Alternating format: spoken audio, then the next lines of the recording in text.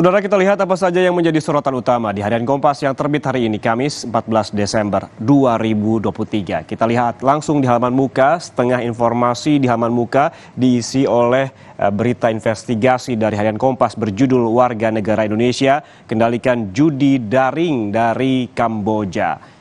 Ini mengangkat mengenai maraknya judi daring di Indonesia yang diduga kuat terkait dengan industri perjudian di Kamboja yang memang legal di negara tersebut. Industri perjudian di Kamboja terindikasi melibatkan warga negara Indonesia atau WNI baik sebagai pekerja maupun pemodal. Ini tim investigasi Kompas menelusuri fenomena judi daring di Indonesia yang dikendalikan oleh warga negara Indonesia dari Kamboja. Mengapa demikian? Ini bisa tergambar dari infografik yang diangkat oleh Harian Kompas, di mana kota-kota kantong perjudian Kamboja dijelaskan adanya larangan segala bentuk perjudian, termasuk judi daring yang hanya berlaku bagi warga negara Kamboja. Artinya perjudian termasuk judi daring ini memang dilarang di Kamboja, namun hanya bagi warga lokal atau warga negara Kamboja.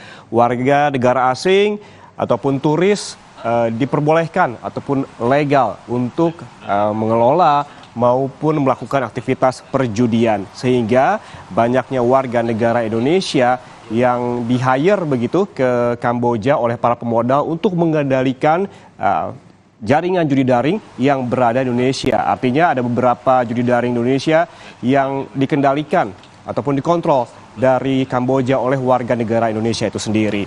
Lalu di mana sajakah kota-kota yang menjadi ataupun terdapat warga negara Indonesia yang mengontrol judi daring yang ada di Indonesia? Kota-kota di Kamboja ini diantaranya ada di yang pertama di Sihanoukville. Terdapat sekitar 100 kasino pada awal 2019, bagaimana dilaporkan oleh Al Jazeera. Ini meski sempat lesu karena pandemi COVID-19, kota dengan banyak kasino ini kembali ramai karena industri perjudian pada tahun 2022. Artinya bukan hanya perjudian daring, tapi juga perjudian secara langsung di tempat dengan adanya kasino-kasino. Kemudian juga ada kota Buffet.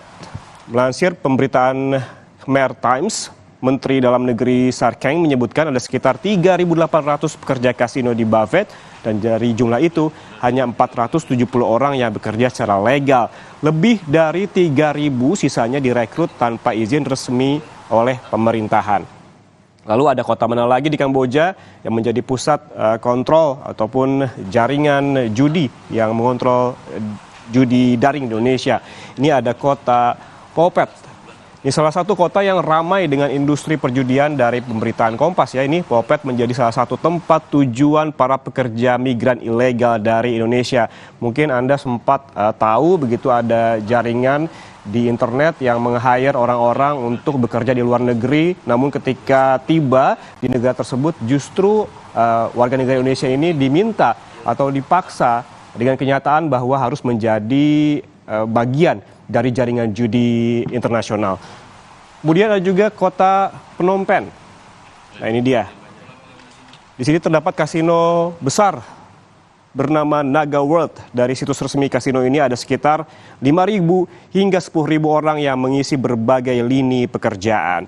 Itulah sejumlah negara yang menjadi jaringan judi ilegal ataupun jaringan judi warga negara Indonesia yang mengontrol judi daring di tanah air. Selain informasi terkait dengan hal ini, ada juga informasi lainnya yang masih diangkat oleh Harian Kompas di halaman muka. Kita lihat bersama, ini ada di bagian bawah kanan. Nah ini dia terkait dengan survei kepemimpinan yang dilakukan oleh Harian Kompas berjudul Presiden Banyak yang Masih Perlu Diperbaiki. Dalam informasi ini diangkat mengenai Presiden Joko Widodo yang menyampaikan hasil survei Litbang Kompas periode Desember 2023 yang akan menjadi bahan evaluasi dan juga koreksi pemerintah. Banyak hal yang diakui masih perlu dibenahi dan kalau masih ada yang dinilai lambat, Presiden akan mempercepatnya. Demikian pula jika masih ada yang lemah maka akan diperkuat. Sementara kinerja yang sudah cukup harus dibuat lebih baik lagi. Kita beralih ke informasi lainnya, ada di halaman 15. Kita bergeser. Nah ini dia. Berjudul Debat Kandidat Dievaluasi. Ini terkait dengan debat capres yang berlangsung pada kemarin lusa, di mana metode debat yang waktunya yang terbatas serta kepatuhan kandidat menjadi catatan bagi penyelenggaraan debat perdana calon presiden yang digelar pada Selasa lalu. Komisi Pemilihan Umum diharapkan menjadikan masukan dari sejumlah pihak itu sebagai bahan evaluasi agar debat selanjutnya bisa berlangsung lebih baik dan kondusif. Kita ketahui bahwa debat ini memiliki durasi tersendiri sehingga ada waktu yang dibatasi baik dalam menyampaikan ataupun memaparkan visi misi dan juga pada sesi debat. Sejumlah informasi ini bisa Anda baca lebih lengkap tentunya di Harian Kompas yang terbit hari ini Kamis 14 Desember 2023 dan Anda juga bisa membaca secara daring di kompas.id.